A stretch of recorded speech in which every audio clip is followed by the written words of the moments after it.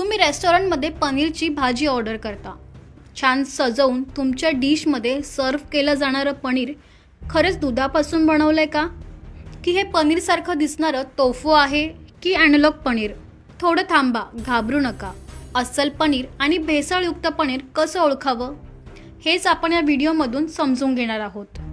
सध्या बाजारात ॲनालॉग पनीरची चर्चा आहे. बऱ्याच हॉटेल रेस्टॉरंटमध्ये हे पनीर सहज वापरलं जातं, अगदी तुमच्या आवडत्या हॉटेलमध्ये सुद्धा. आणि हे पनीर शरीरासाठी घातकही असतं.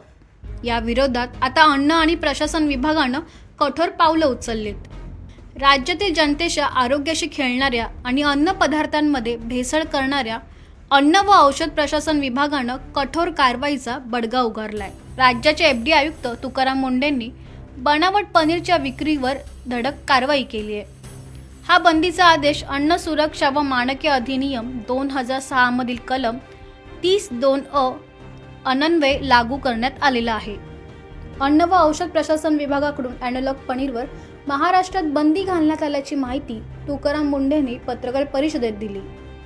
या बंदीनंतर राज्यभरात चर्चा आहे ती ॲनालॉग पनीरची. बंदी घातली ठीक आहे, पण ॲनालॉग पनीर म्हणजे काय, ते काय असतं, ते कसं बनतं, पाहूया सविस्तर. जे पनीर आपल्या शरीरासाठी चांगलं असतं ते पनीर पारंपरिक पद्धतीनं दुधापासून बनवलं जातं. ॲनालॉग पनीर दिसायला आणि चवीला पनीर सारखंच असलं, पण त्याची बनवण्याची पद्धत मात्र वेगळी असते. हे ॲनालॉग पनीर दुधापासून बनवलेलं नसतं.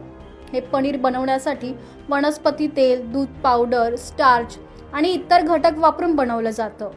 अनेक रेस्टॉरंट आणि प्रोसेस्ड फूड बनवणाऱ्या कंपन्या कमी खर्चात आणि एकाच प्रकारची क्वालिटी मेंटेन ठेवण्यासाठी हे ॲनालॉग पनीर वापरतात.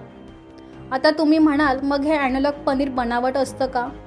तर हे संपूर्ण असं बनावट नसतं, पण ते सारखं खाणंही शरीरासाठी चांगलं नसतं. मग मुंढेंनी बंदी का घातली? ॲनालॉग पनीरमध्ये प्रोसेस्ड फॅट, मीठ किंवा दुसरे ॲटिडिक्स जास्त प्रमाणात असतील तर ते वारंवार खाणं आपल्या शरीरासाठी चांगलं नसतं.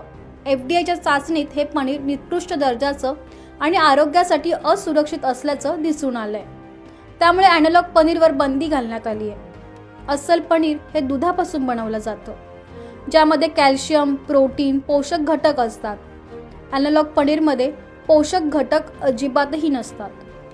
आता अस्सल पनीर आणि ॲनालॉग पनीरमधला फरक कसा ओळखावा? अस्सल पनीरला दुधाचा सुगंध असतो. तुम्ही हातात घेताच तुम्हाला कळेल की ते सॉफ्ट असतं, आणि ॲनालॉग पनीर हे रबरासारखं असतं. ॲनालॉग पनीर बंदीचा परिणाम कोणावर होणार? हॉटेल, रेस्टॉरंट आणि कॅटरर्सवरही निर्बंध घालण्यात आले. या निर्णयाचा थेट परिणाम राज्यातील हॉटेल, रेस्टॉरंट, भोजनालय, क्लाउड किचन आणि कॅटरर्सवर होणार आहे. त्यामुळे चांगलेच त्यांचे धाबे दणाणलेत. दुकानातून पनीर खरेदी करताना काय तपासून घ्याल?